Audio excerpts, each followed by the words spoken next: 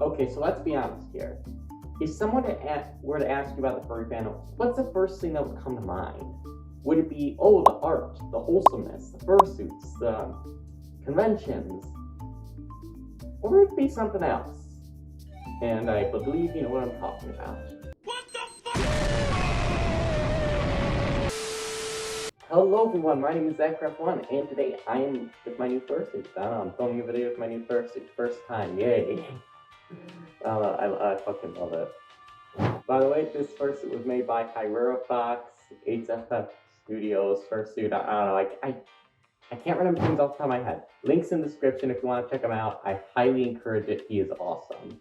But back to the point of the video, are furries inherently not safe for work? And before I get thousands of comments arguing, no. I am not going to call out stuff. I'm not going to say you shouldn't do this in fandom. Because realistically, you can't exactly say something doesn't belong in fandom. Even though some things really don't belong in a fandom. Yeah, there's some things that don't. We're not going to go over those. We might brush it, but we're not going to go over that. The point of this video is really get down and ask ourselves, what is the furry fandom? And realistically, the furry fandom, as I've explained before, and many other YouTubers have explained, is the fact that Bruh. Okay, so the furry fandom is just a huge, diverse community of people that pretty much accepts everyone. Now, obviously, again, there are exceptions, and those exceptions are pretty valid. We don't like people who do illegal stuff.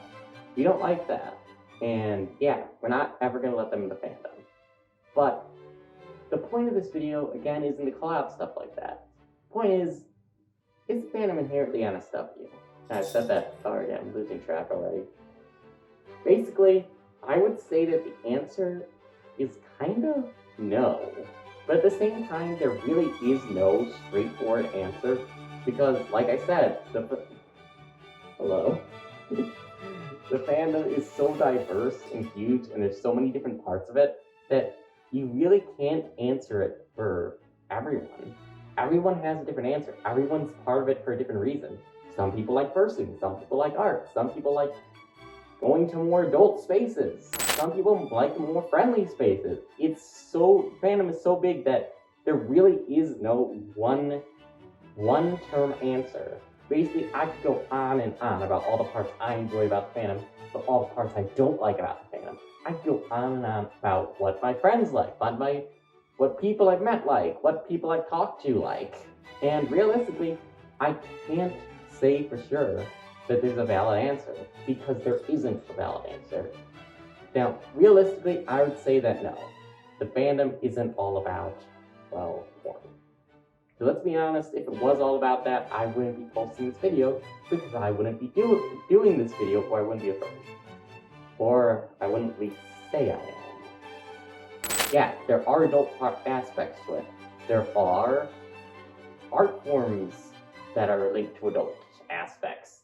But at the same time, the fandom isn't itself 18+, and I don't think it should be. Now, for certain events and activities, yes, 100%.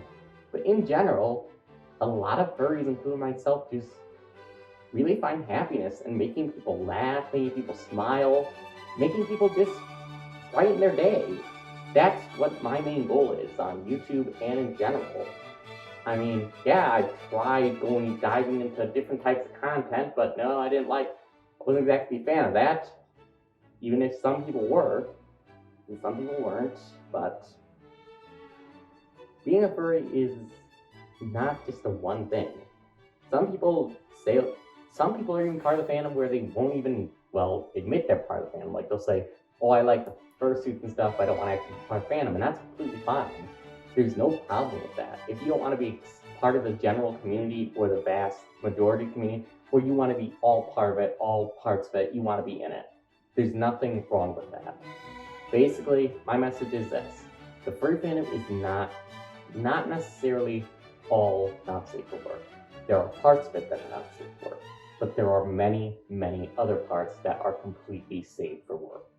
And that is pretty much my entire point.